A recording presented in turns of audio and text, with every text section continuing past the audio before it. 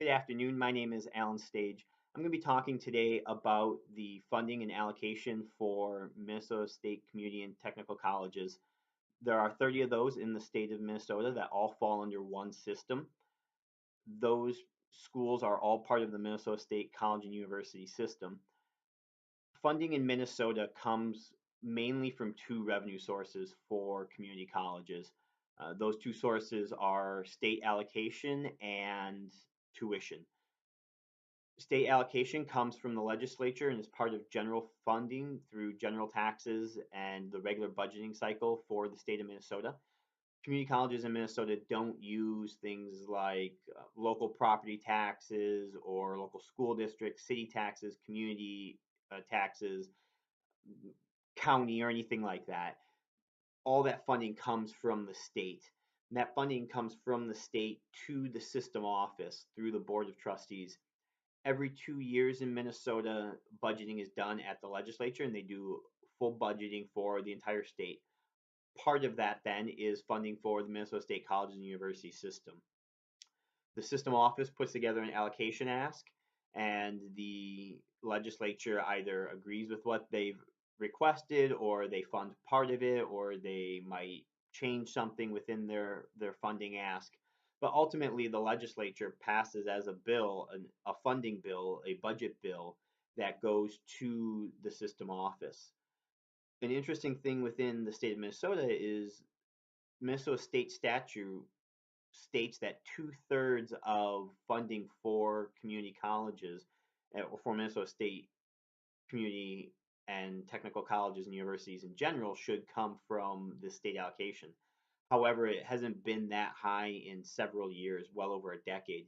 At Ridgewater, my home institution, for example, allocation makes about 48% of our revenue, and the rest, the other 52%, comes from operating revenue, tuition, fees, customized training, and auxiliary enterprises like the bookstore, facility rentals, those kinds of things, with the large majority of that being tuition.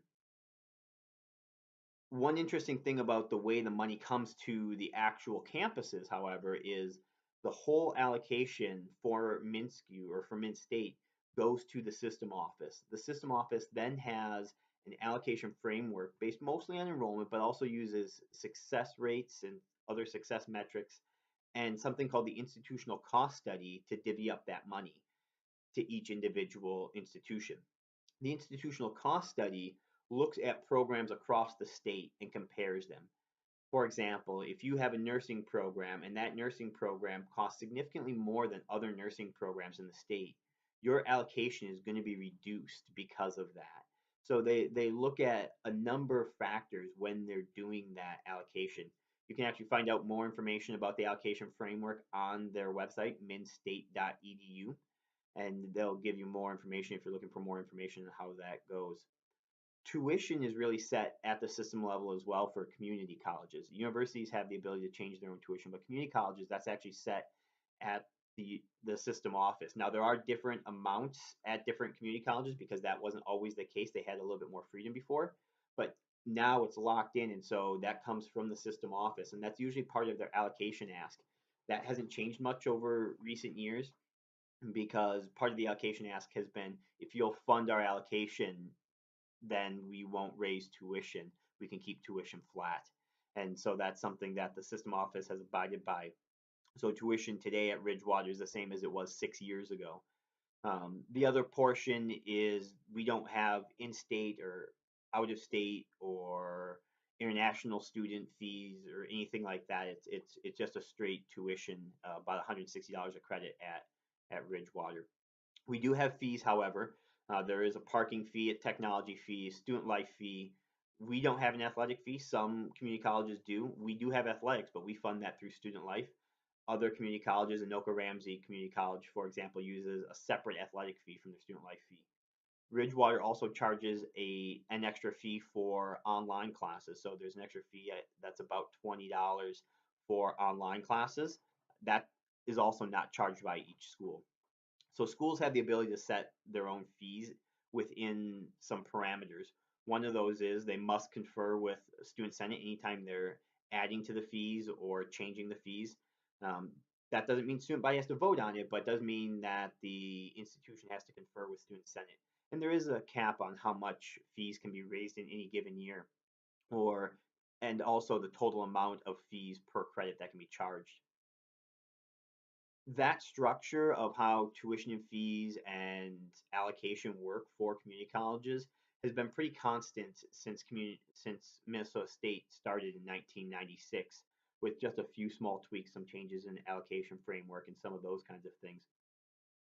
One change that we did see a couple of years ago, there has been a little bit of talk about statewide free community college that we see nationally.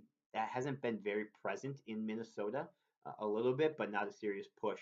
One thing we did see 2 years ago was an occupation grant that funded tuition for students going into high demand technical programs. However, that was a one time grant that funded just 2 years. So 2 years ago and last year. Now that that grant has expired, it hasn't been renewed. So there's nothing moving forward that we see. They'll be changing the funding and allocation and tuition structure that currently is used by Minnesota State. That has been pretty constant for the last 10 or 15 years at least, and looks to remain constant for at least the near future. So that's a general overview of funding, the tuition, and the state allocation, and how fees work at the community and technical colleges in the state of Minnesota. Thank you.